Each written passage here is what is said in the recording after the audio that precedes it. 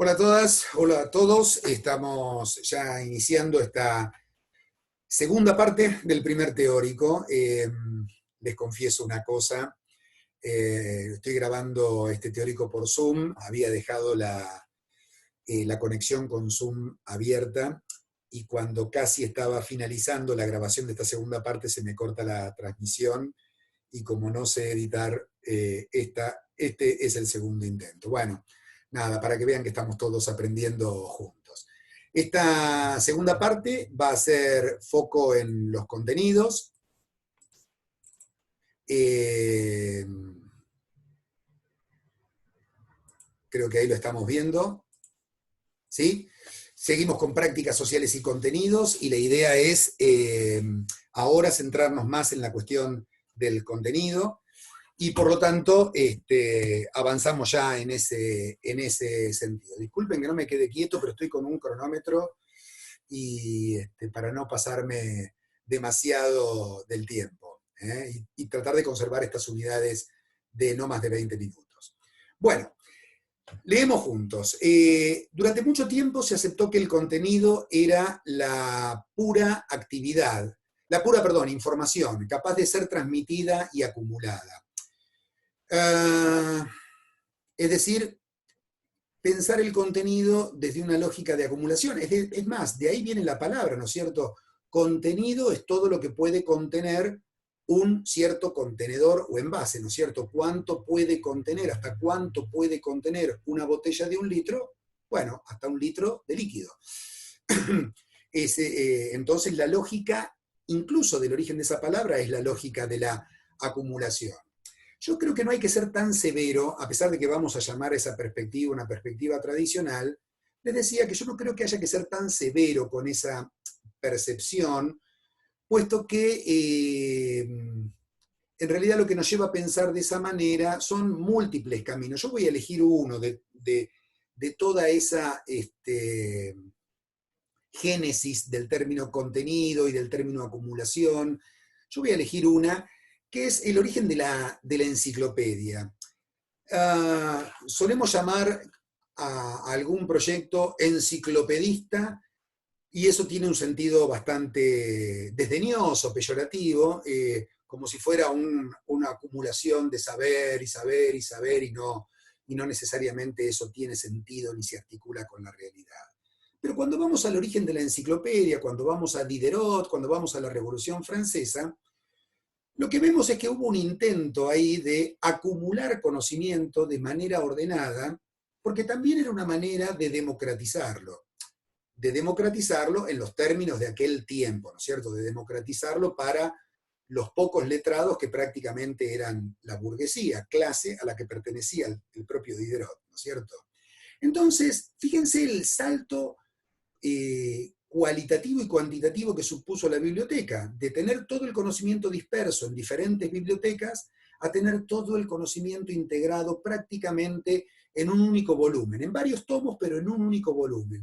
Tenía dudas sobre geografía, ahí estaban. Tenía dudas sobre música, ahí estaban. Tenía dudas sobre matemáticas o filosofía o lo que sea, todo estaba contenido ahí. Y la lógica, obviamente, es la lógica de la acumulación, porque el conocimiento se sigue produciendo. Es el caso de una de las enciclopedias cuyo proyecto es más ambicioso y fue una de las más prestigiosas, que es la Enciclopedia Británica, que prácticamente agregaba un nuevo tomo cada año, ¿no es cierto? Una especie de update o una especie de actualización, porque el conocimiento se seguía produciendo y con esa lógica se seguía acumulando. Pensar que lo que hacemos quienes enseñamos es poner contenidos en un envase que se llama alumna o alumna, obedece un poco a esta lógica. Y es por esa razón que Candreva y Susakasa, en el texto que les proponemos leer para el trabajo práctico número 1, llaman a esa concepción perspectiva tradicional. El conocimiento es pura información y esa información se va acumulando ¿dónde? En, digámoslo metafóricamente, en la cabeza del estudiante, de la estudiante. Sin embargo, justamente ya nos adelantamos, porque estoy diciendo que esto es una concepción que vamos a reservar como tradicional. Sin embargo, el contenido es, desde nuestra perspectiva, desde la que nosotros adoptamos, es un conjunto de saberes y formas culturales cuya asimilación y apropiación por los estudiantes se considera indispensable para su desarrollo y socialización.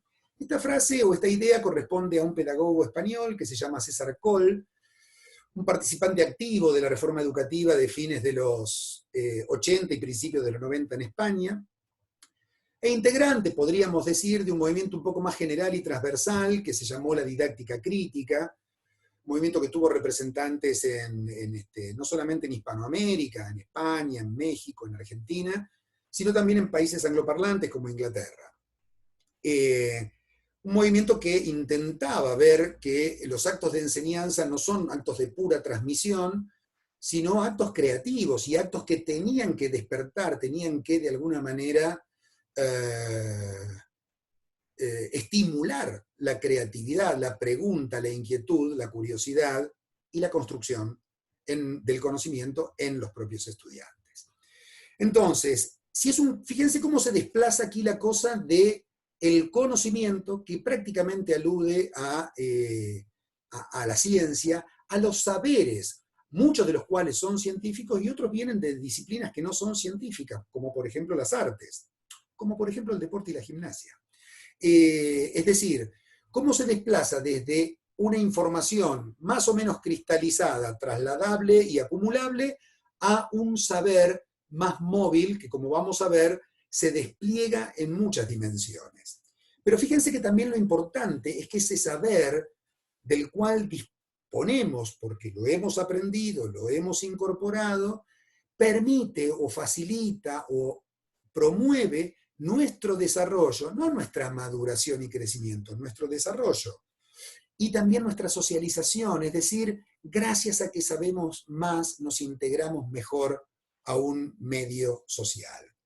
Es decir, esta dimensión del contenido ya no es una cosa estática, guardada en un alumno pasivo, sino que empieza a ser una cosa dinámica, cambiante, que nos permite ya no solamente recibir, sino operar a nosotros mismos de una manera más dinámica, más creativa, más transformadora, y no solamente de una manera pasiva, adaptativa. Hay gente que es evidentemente talentosísima, verdaderos genios que con sus actos creativos han, diría yo, modificado el mundo. Artistas que ponen una bisagra en la historia del arte, científicos con sus descubrimientos, hombres de Estado que han promovido revoluciones o reformas, etc. Quizás nuestras acciones sean bastante más modestas, pero igualmente transformadoras.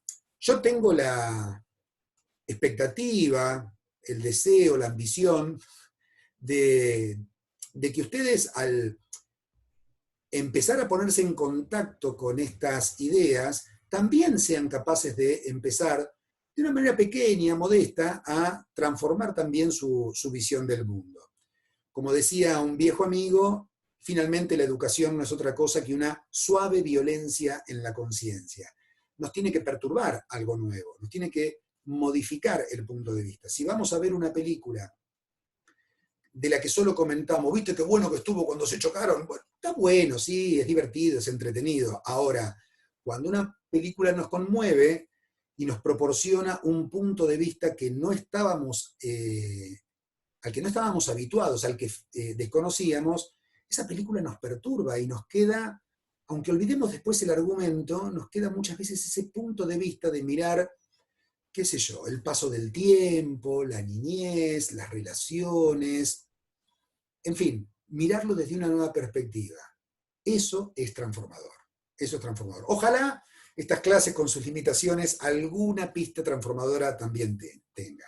A esta perspectiva del contenido como conjunto de saberes que promueven el desarrollo y la socialización, la actividad en el sentido de transformación, Candreva y Susakasa la llaman perspectiva constructivista. También la llaman por ahí perspectiva cognitivista. Y es evidente que este término no viene desde el campo específico de la pedagogía, sino que viene desde la psicología, las ciencias de la conducta. Bueno, yo no soy especialista en el tema, no podría pretender recortar los bordes de ese campo. Pero es atribuible esta idea del constructivismo, de la construcción a un intelectual suizo, Jean Piaget. Jean Piaget se definía a sí mismo como un biólogo, pero como un biólogo que en todo caso estudiaba los problemas de la inteligencia y el pensamiento, y justamente lo que establece o puede establecer Piaget es que el aprendizaje se produce por construcción, no por acumulación, sino por que cada cosa nueva que impacta en nosotros, de alguna manera, no nos obliga a ponerla encima de lo que ya estaba, sino a desarticular lo que ya sabíamos, lo que ya creíamos, ¿sí? Y darle con ese nuevo conocimiento, con esa nueva práctica, una nueva forma a toda nuestra manera de entender el mundo, o por lo menos una disciplina, ¿sí? Quien aprende a sacar de una forma distinta en tenis, no está solamente incorporando una técnica, está incorporando determinados argumentos para poder, con mejor efecto, con mayor potencia, etcétera, producir tácticas distintas acerca de cómo impactar en la devolución del saque del contrario. Por lo tanto, eso que aprendió no es solamente un hecho aislado, una técnica, sino que le va a proporcionar una perspectiva de lo táctico a la que también tendrá que volver a asimilar y acomodarse, como dice Piaget, de manera dialéctica, de manera constante, de manera dinámica. Esta perspectiva constructivista es, que viene, ya les digo, desde la psicología genética de Piaget, es la que de alguna manera ilumina esta percepción de Candreva y Susakasa. Los contenidos, pasemos ahora a esta segunda diapo, de esta segunda parte. Los contenidos se despliegan, como les anticipaba, en tres dimensiones: la dimensión de lo conceptual, lo procedimental y lo actitudinal. Y ahí dice algo muy sencillo que tal vez necesite alguna explicación complementaria. Es contar con el conocimiento, poder implementarlo y hacerlo con la disposición adecuada, es decir, con la actitud adecuada. Estas tres dimensiones, dicen, son concurrentes. ¿Qué quiere decir ese inicio del segundo párrafo? Significa que no hay un contenido conceptual, uno procedimental y otro actitudinal, sino que esas tres dimensiones son concurrentes, son dimensiones asociadas a un mismo contenido. Y ahí van dos ejemplos. Dice el primero: un niño aprendió la regla de tres simples, no solo cuando sabe la fórmula, sino cuando distingue cuándo aplicarla y se concentra en la tarea. Lo aprendimos hace mucho, en la escuela primaria. Pero realmente podemos decir que lo aprendimos no cuando recordamos la fórmula. La fórmula era muy sencilla. Si A equivale a B, ¿a cuánto equivaldrá C? Que en principio le ponemos una X. Y sabemos que la fórmula es B por C sobre A. Y quizá la recordemos todavía esa fórmula. Ahora, esa fórmula carece de sentido, es pura información si no sabemos cómo aplicarla. Nos encontramos con un colega, otro profe de educación física, yo trabajo en una escuela, en otra, y le preguntamos: ¿vos compraste, con recursos de la cooperadora, compraste pelotas para la escuela? Sí, compré 5 pelotas que me costaron 1.500 pesos. Por supuesto que este cálculo ya es mental en nosotros, pero ese ejercicio mental de resolver cuánto nos van a costar a nosotros las 3 pelotas que tan solo tenemos que comprar para nuestra escuela, tienen que ver con haber incorporado eso y poder aplicarlo en su momento. Si 5 le costaron 1.500, ¿cuánto me costarán 3? 5 por 1.500 dividido 3. Esa sería la fórmula, perdón, 5, 3 por 1.500 dividido 5. Ahora sí, esa sería la fórmula para poder establecer cuánto voy a gastar en esa situación. Seguramente con el pizarrón y haciéndolo lo hubiera corregido más rápidamente, pero me da risa y no quiero editar esto, porque bueno, también una clase está hecha de errores. El otro ejemplo nos puede resultar más cercano a nosotros. Decimos: una joven sabe defender en handball, una jugadora sabe defender en handball, si conoce el sistema defensivo y si, adecuadamente, se ubica en la cancha, asume una posición y movimientos y se comunica con sus compañeras. Es decir, de nada sirve que en un pizarrón que representa la cancha de handball, esta joven ponga 4 jugadoras como 4 fichas que representan a jugadoras cubriendo el área de 6 metros y 2 más adelantadas, ese sería el sistema defensivo 4-2, si después en la cancha no se ubica adecuadamente. Y si aún ubicándose adecuadamente, no adopta la posición de defensa, que es los brazos en alto. ¿Cuánto puede defender si está con los brazos caídos? Evidentemente no. Y si además eso no tiene que ver con una actitud de comunicación con sus compañeras para cubrir los espacios y con una necesaria agresividad que le permita recuperar el balón o impedir que las contrarias vulneren nuestra valla, ¿no es cierto? Saber defender implica todas esas dimensiones. Esto que parece tan obvio, no lo es tanto, ¿no es cierto? Porque muchas veces en las evaluaciones escolares ponemos especial énfasis en la información y poco sabemos de qué significa eso a la hora de aplicarlo para un alumno o una alumna, ¿no? Pensemos en eso, pensemos cuántas veces hemos visto chicos que por no asistir a clases se llevan la materia educación física en el secundario. Y después que le pedimos en el examen de educación física en el secundario, que nos cuenten el reglamento de voleibol o cosas por el estilo. O incluso conocimientos de anatomía, ¿no? ¿Qué tiene que ver eso con la práctica de la educación física? No solamente con conocimiento, sino con un saber que se expresa también en un modo de hacer y que se expresa en una actitud. Si un chico no fue en todo el año y diciéndonos cuál es el número o cuántos jugadores componen un equipo de voleibol, aprueba la materia, ¿cuánto habremos influido en él para que eso sea un saber transformador de sus prácticas? Y finalmente vamos cerrando. El pasaje de una práctica social o de un saber científico a un contenido es una operación didáctica que Yevalar llama o denomina transposición didáctica. Cómo esto que tiene sentido en la ciencia o en el arte o en el deporte y que tiene una determinada construcción pasa a ser algo que puede aprender alguien. Cómo esto que está encarado desde la lógica de la producción de saber puede trasladarse a alguien a través de una lógica ya no de la producción, sino de la transmisión. ¿Tá? 2 ejemplos para esto por el absurdo, por lo negativo. Conocí un profesor de física, cuyo nombre no voy a revelar, que daba clases en la Facultad de Ciencias Exactas y que tenía un extraordinario currículum, una extraordinaria trayectoria en el campo científico y académico. Pero también conocí a sus estudiantes que se quejaban permanentemente de su falta de claridad a la hora de exponer, de la falta de paciencia frente a sus preguntas y errores, de la intolerancia frente a la necesidad de alguna reiteración, etcétera, etcétera. Este hombre tenía una racionalidad para producir conocimiento en la física y pretendía trasladar esa misma racionalidad a la transmisión de esos saberes. Como si quien aprendiera solamente por esa racionalidad.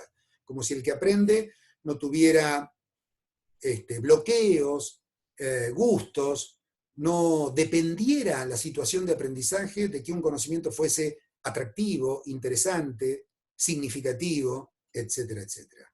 Domino la lógica de producción, pero estoy vacío en esa lógica de transmisión. Y al revés. Una profesora, cuyo nombre tampoco he de revelar, cuando yo era estudiante de la carrera de educación física,